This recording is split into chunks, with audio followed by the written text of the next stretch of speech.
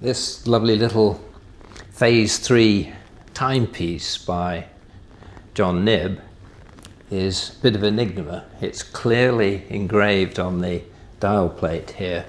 John Knibb, Oxon, fake it. John Knibb of Oxford made it.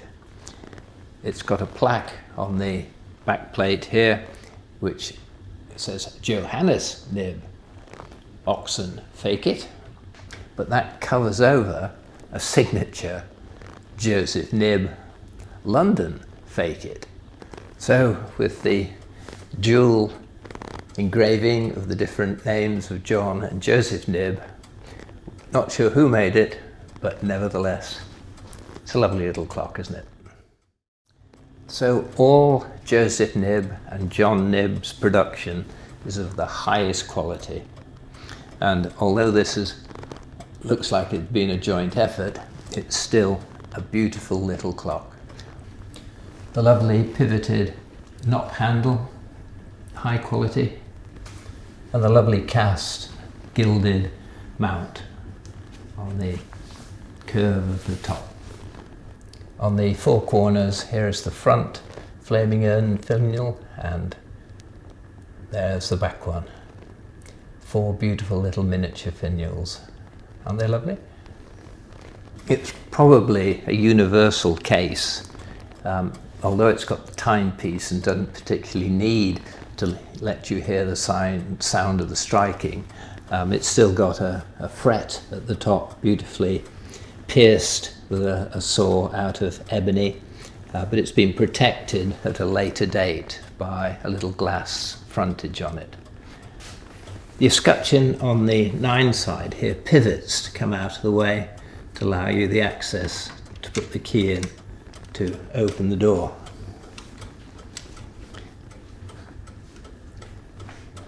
And the quality is there. A little bit of damage in the matting, but you can see the beautiful 4 spandrels, the skill in filing the calendar aperture so that it looks like a cushion, but so beautifully arced. And these lovely hands. At the bottom of the dial here you've got the signature, John Knibb, Oxon, fake it.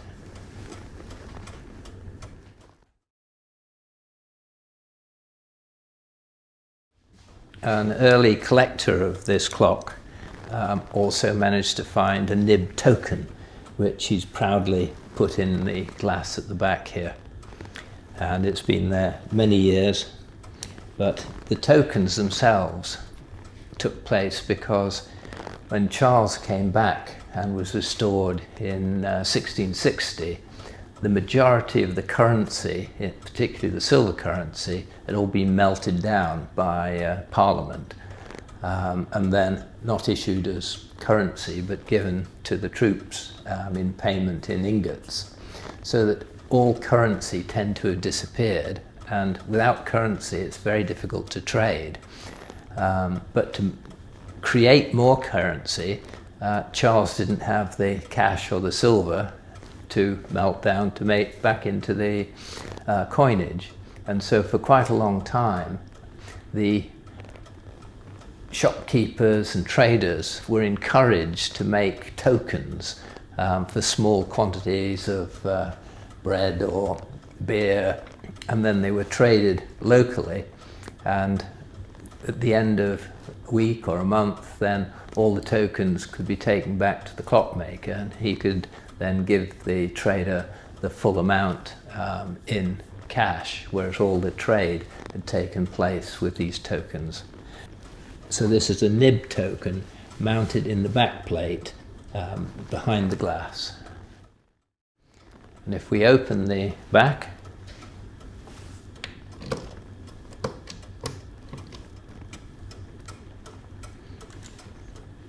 you can see the beautiful engraving, that all these concentric swirls moving down.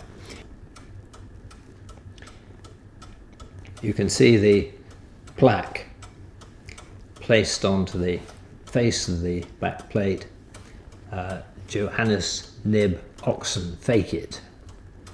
and I'll now remove that to show you what's underneath. And there you have the plaque with Joseph Knibb Oxon fake it, and underneath, and so you can see now the lovely arc of the original engraving, Joseph Knibb Londini fake it. Got the hold fast for the pendulum so that you can clip it back out of the way, carry the clock around by the handle here, take it upstairs to bed. But of course it doesn't have an alarm, it just has the pull quarter repeat to tell you what the time was. Any time of the night you just pull the lever and it told you. But you weren't woken up by striking because it's only a timepiece.